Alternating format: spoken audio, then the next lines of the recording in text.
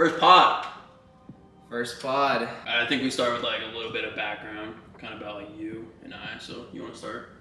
Sure. A little bit about yourself and what you're doing. Yeah. So my name's Will. I run track and field at the University of Northern Colorado, and basically just living in Colorado right now. I might continue school. I might not. I might do a gap year. We can go into that later. Mm-hmm. But yeah, it's been good so far. Just played a lot of sports growing up, and recently been getting more into entrepreneurship and wanting to start my own businesses and work on content creation. So yeah, grew up in Colorado the last like 8 years. Mm-hmm. And yeah, just went to high school with you and Mm-hmm. kind of knew each other there, but not really like close friends, but just kind of knew of each other. And then say somewhat about what you've been doing with like content lately.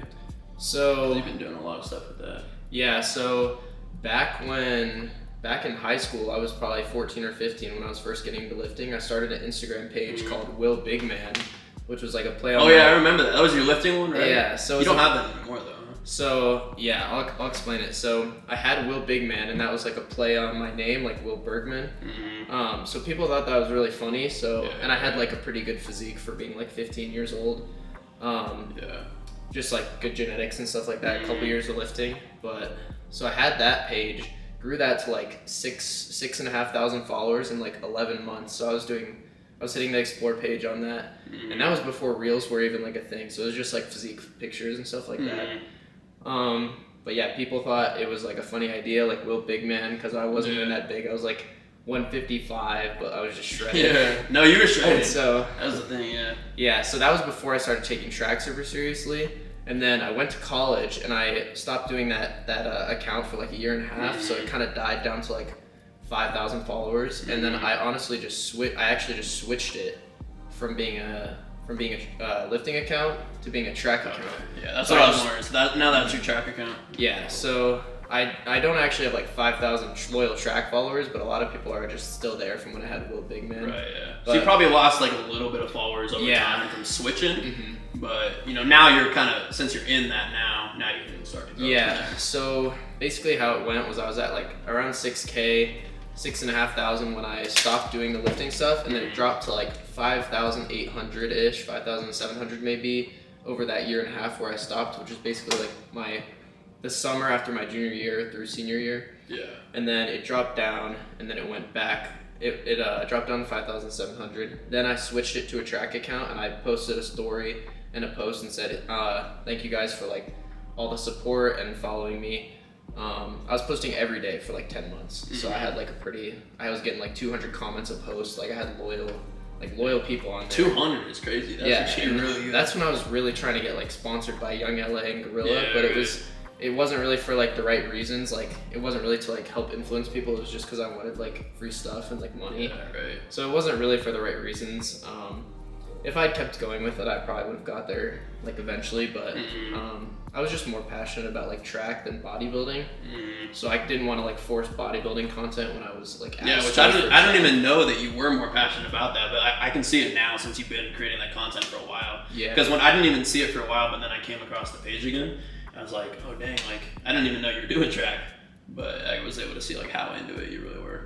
Yeah. So I told the people on my account like after a year I was like, okay, I'm switching this to a track account, and like if you are not interested in track or interested in following my journey, like unfollow me because I don't want to like clutter your feed up. Yeah. Right. And so I over the couple months, maybe like probably 2022 summertime, like end of summer, just going into my freshman year of college, I went from like 5,700 to like just at like 5,000, and I recently just stopped dropping because I was dropping like consistently.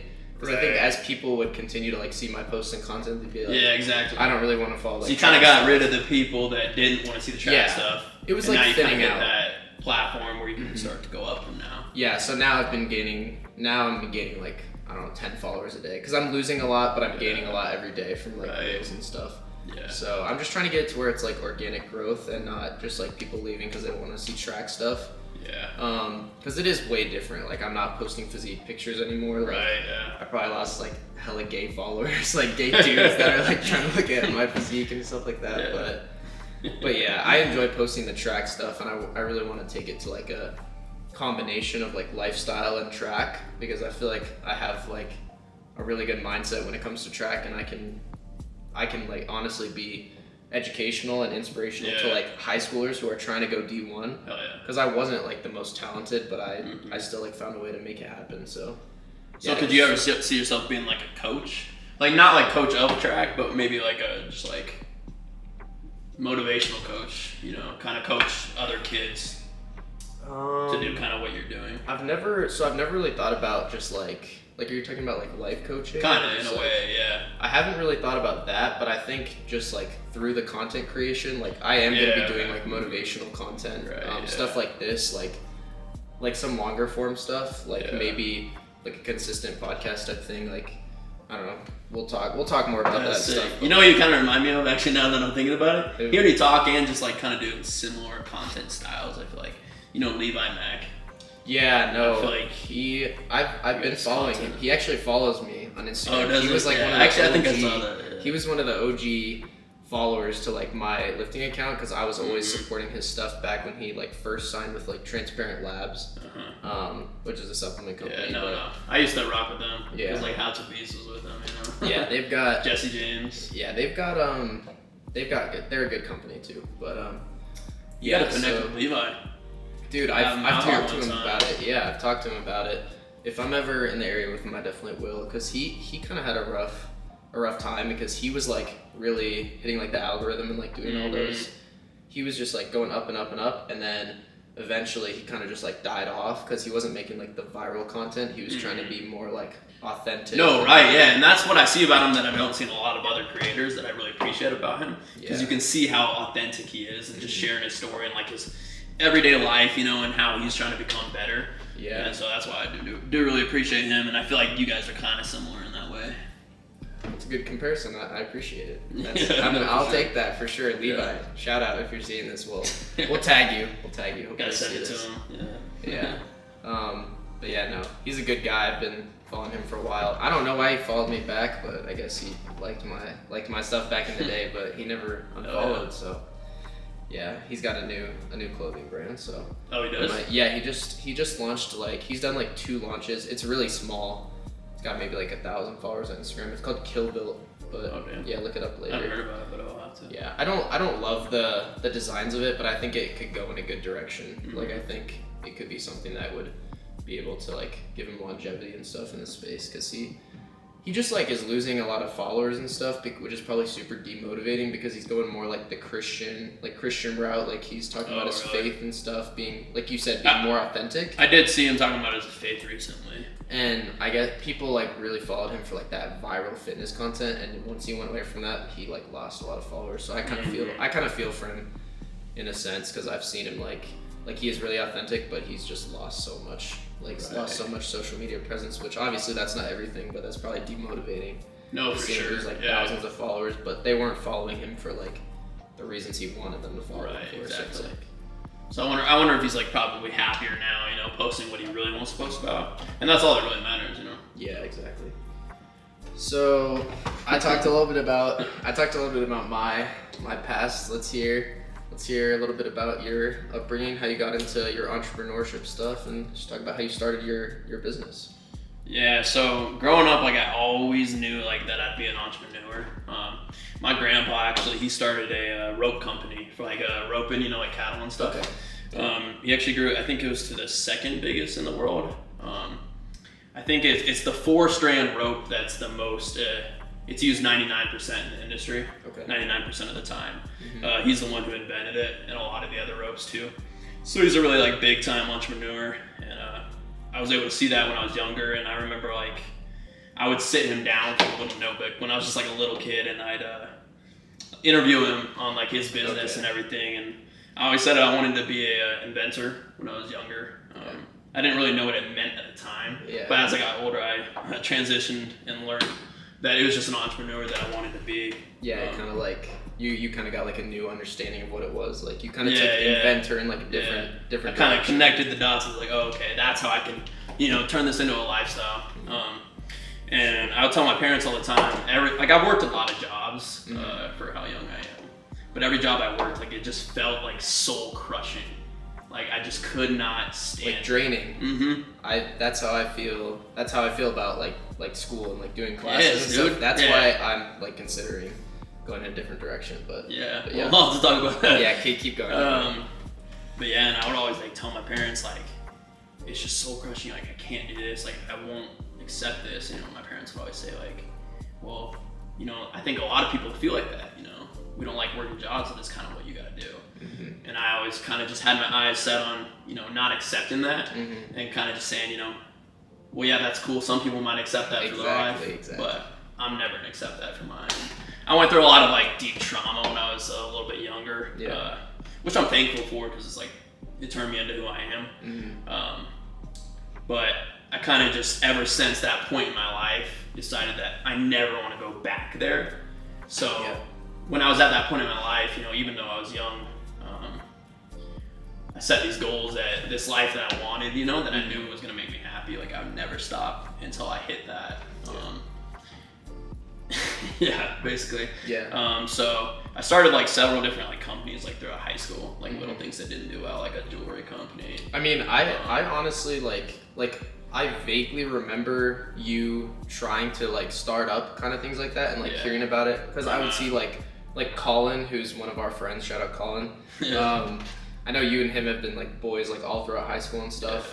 But I remember he would always kind of like shout you out and like post stuff on his story of what you were doing. Yeah, I had a clothing company and he rocked my bag to school and stuff. Yeah. But no, I'm really passionate about clothing, and so my clothing company was called Blissful Intentions. You still have that, right? I do, but I'm not like currently running it. Like the site's not up. Are you gonna rebrand and revamp that? Because I've seen that, and I think it's like a good idea. I think you just need to like take it in a different direction. Yeah, definitely. I think it just wasn't right for me at the time, and so I've been thinking about like bringing it back this year and doing another job.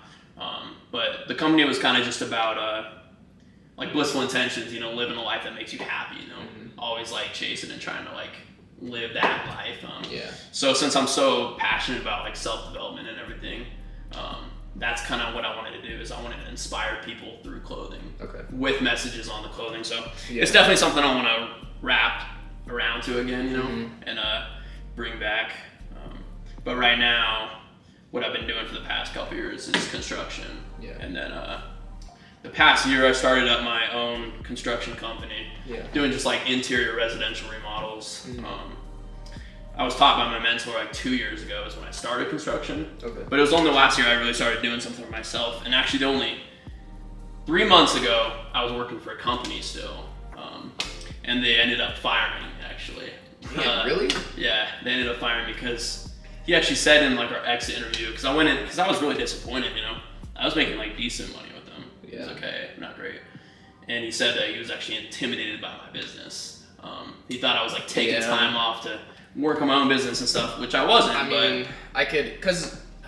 It's when you have someone like working for you, he honestly might have been doing it for your own good, for you to be able to do your own thing, because now you're a competitor to like what you're doing, so it's like which feels good too, because like I get customers calling me every day and they're like, I was just looking at the people in Fort Collins and you were the best one that I saw. So I like hearing that and like getting reviews and kind of like competing with them. But I understand like his reasonings and everything, and it ended up working out for me too. It's a blessing in disguise, like honestly. You just gotta find. It really is, because I was wanting to do it. I was just working for someone else so I could build up my own clientele. And now I'm to the point where I haven't even been running ads anymore because I'm ranking on Google search. You've got too many leads to even get back to anybody, which is good. Exactly. That's a good problem to have.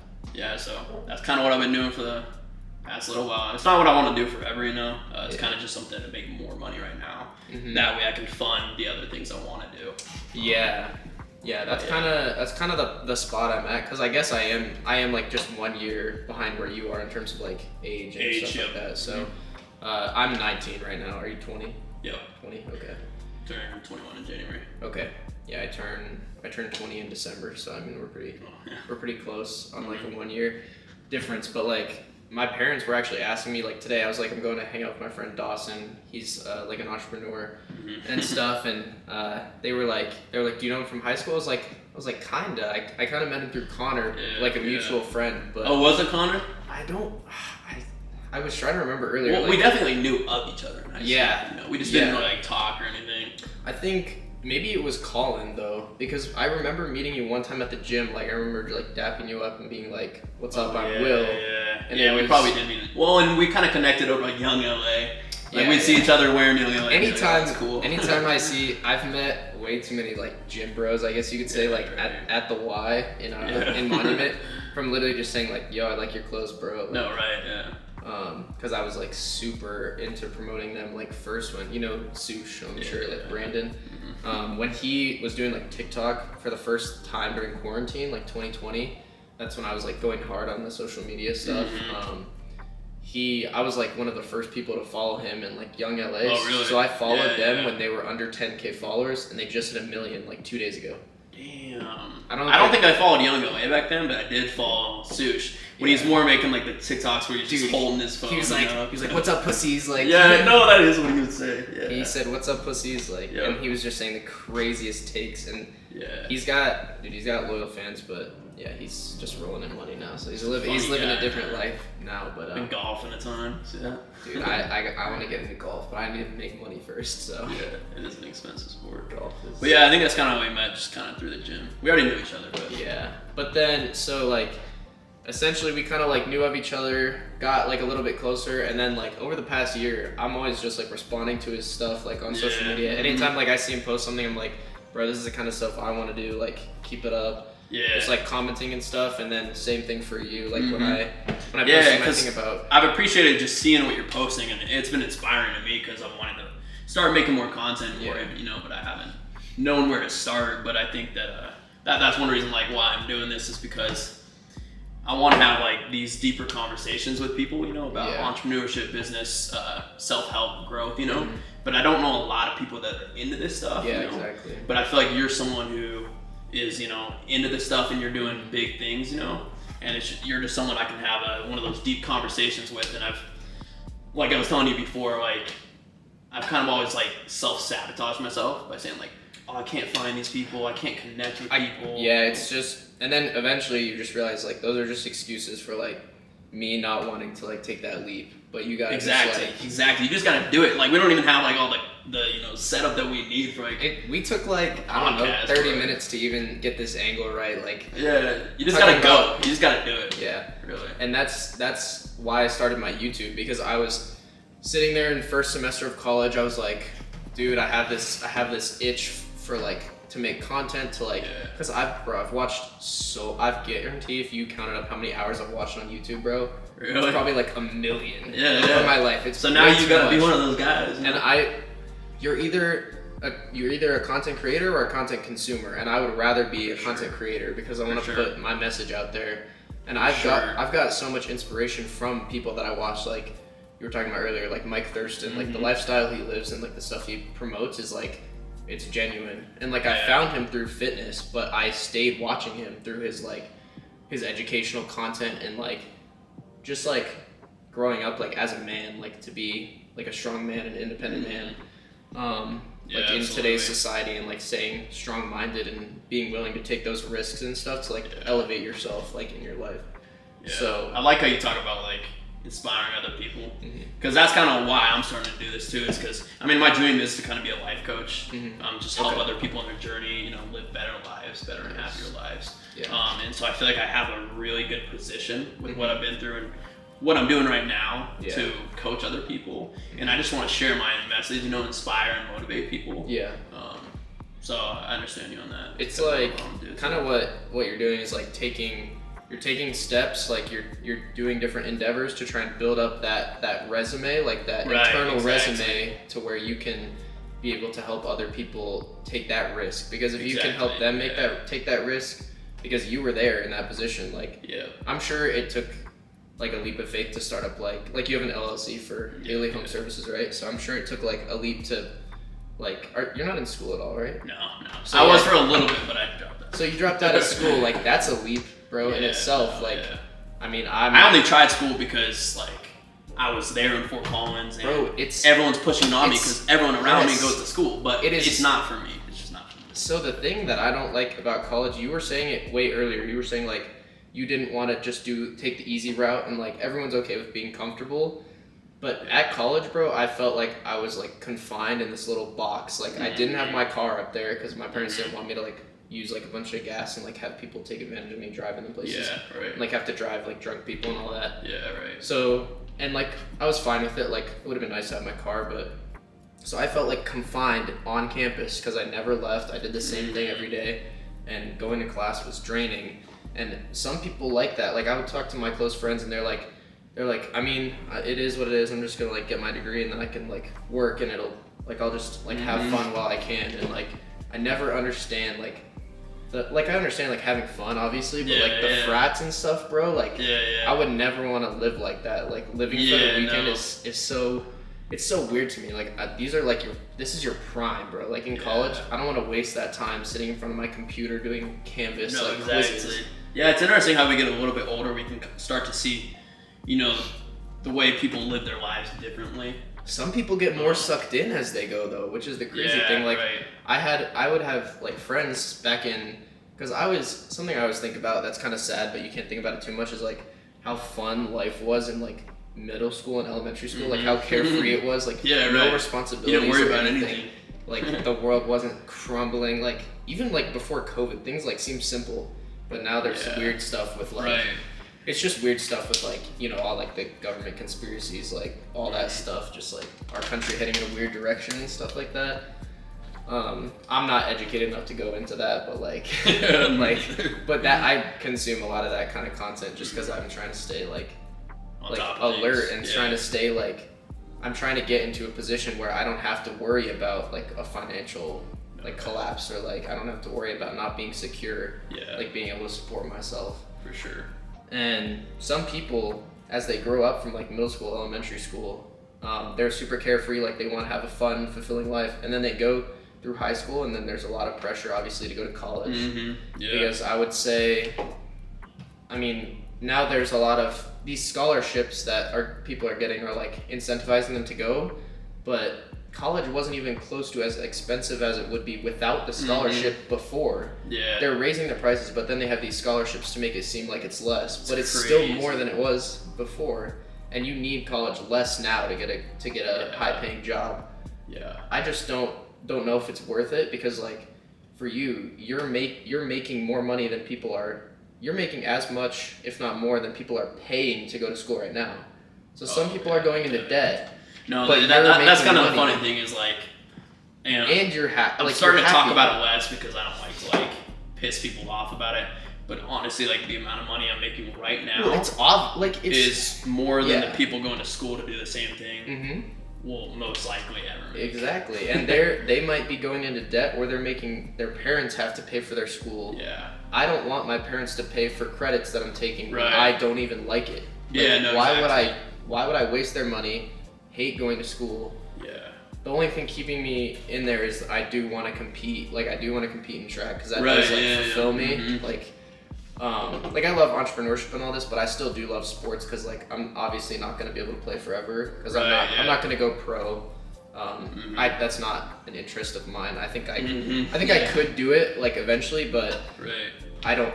That's not the route I want to go down. So I might just compete like as an unattached sprinter. I don't know if you know what that means, but basically you can do that though. So are you competing with the people in college still? So yes, so I could go to college meets and I could compete with no affiliation to a team. I would just like wear no affiliation to a school, and I just like pay the entry fee to the meet, and I can compete and still. And then I can come back. So what happens if I want to come back? I can later on. I don't even know how track works at all. But like, what happens if you win? Like, you still just like. Oh, so I wouldn't be able to compete in like conference championships and like NCAA's, like the regional meets and national like normal meets. Like meets. Yeah, so normal local meets, like CSU for example would have like one of the meets we went to was like a CSU power meet, and high schoolers can compete in the college division, because I did that when I was a senior in high school. I competed at like Air Force, the Air Force Academy meets, just to get like some experience with like racing college people. So I did that, and I'm fine doing that because I'm I'm just an independent person. Like I'm I feel like I'm smart enough in the sport. You asked about like coaching earlier. I feel like I'm like knowledgeable enough on the sport to where I can coach myself, and it might not be as fun, like training with other people and getting better and having that like camaraderie of a team. Like I will miss that, but I'm sure you can still find you know outside of the college aspect. Yeah, so it's like I have to weigh the pros and cons of that, because like there's a lot of pros, and then the cons are there, but I think the pros are outweighing it at this point. It's honestly, I don't know like what you've thought about it, what you're thinking, but honestly, I feel like if college isn't for you, then not doing college and still competing those things, and if you're winning, and drawing attention to yourself, I feel like that would almost like give you like big headlines, like you're the guy who's not going to college, but you're still competing, you're still doing all this and creating content. That's the thing, like with my YouTube, like that's, I think one thing that separates me is like the people that are on YouTube are like the best of the best in track. Like there's a couple Olympians that are doing like YouTube channels right now. They're doing super well. And then like the people that do it that are in the NCAA, they obviously don't have a lot of time to like or money to expend for like an editor, videographer. So it's really just like some of the best guys who are like some of like the top in the NCAA, and I'm like respectfully to myself, I'm nowhere near near that top. You're only 19. There's no freshman. The thing with me that's different, that I think separates my content on YouTube, is I am someone who honestly barely made it to D1, like on a really small scholarship at a smaller school, documenting my climb up to that elite level. Whereas these people are already at the elite level. You can turn on the Olympics every 4 years and watch the best sprinters in the world, but you don't see the person who's like hustling younger, trying to reach up to a higher level. It's different, and people respect seeing that journey, Yeah, I'm focusing more on the climb. I don't care about winning medals. I don't care about winning national championships. I care more about like getting better and like proving to myself that I can improve like every single year, and go from no one knowing who I am, like not being good, to being someone who's like, he grinded for years to like get to this point. So I think that's why people enjoy my content, because there's no freshman recording college track and field. It's a small sport. It's super niche.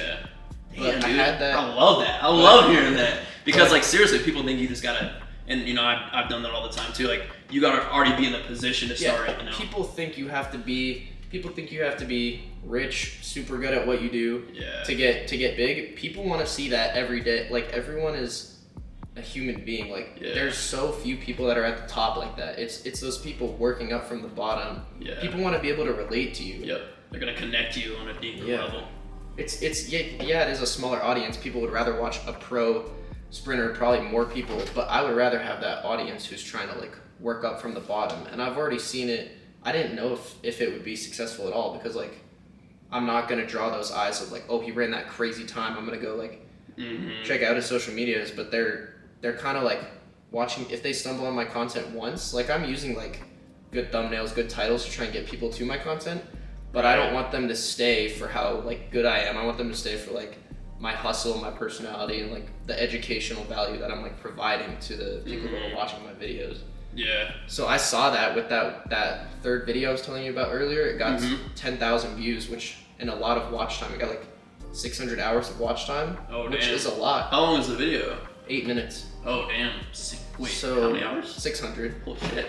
So I can show you like the analytics on it. It got 170,000 impressions. So that's how many times it shows up on YouTube. For anyone who doesn't know what an impression is, it shows up on like the YouTube homepage or like the recommended on the sidebar when you're watching a video. 170,000 of those, and like 10,500 views. That's gotta be so exciting to see. That's what keeps it going. When I saw it, I was like, because I don't want to be the one who like only chases the views and the numbers, because the reason I got into it isn't for the money. I started it to prove to myself that I could do it, and I think I have value to provide. So I don't want to get sucked into the numbers, and it's tough because like I do want to be successful in it. If I'm putting in that effort, I do want to see the return on it, but for sure, like the return on time investment. But it's not going to be a huge source of income because my thing is super niche. But that's why I'm considering also starting like a lifestyle channel, which could have like the potential to reach a broader audience. Like for people like us, like people like us or who would watch something like that, who want to get into that position. Definitely is a broader audience. Because I would be documenting like the journey from the ground up, because I'm even behind where you are in terms of like financially, like business opportunities, because you've started that business. I don't have anything like that yet. I'm just trying to figure out which direction to go in right now, because I feel like if I leave college, I have so many directions I can go in, but I have to find the right like vehicle to get me to where I want to go. What are you thinking as far as like the future? Like, you see yourself like, I don't know, honestly. You don't know, honestly. Don't know. But I have. Do you see like working like a normal 9 to 5 in your future? You don't. No. Okay. That's like when you So doing something like online. Yeah, like you don't want to like. One time we were talking on Instagram, like DMs, I think, and I said something about like being a digital nomad, or maybe I commented on your post. I was like, digital nomad lifestyle. Like that's what I'm going for too. Exactly. Like I want to be able to go to like Cape Town, South Africa for 3 weeks, document it. Work from there. Exactly what I want to do. Maybe online. I'm thinking like something along the lines of like online coaching for track, like coaching people who don't have a coach or don't have a team. Even like general like fitness plans, like nutrition plans. I was selling like online coaching like as a service back in the day. I just made like around $500 from that. Like I had like 2 clients for like a couple months. Really? Did you? But I was charging really low rates because I was like 16 and I was That's what you gotta do. I'm not an expert, but I was helping people, and people think you have to be an expert. You don't need a bachelor's degree in nutrition to give someone nutritional advice. You have to tell them, like obviously you have to tell them, I'm not a professional. This is my personal opinion from the knowledge that I have.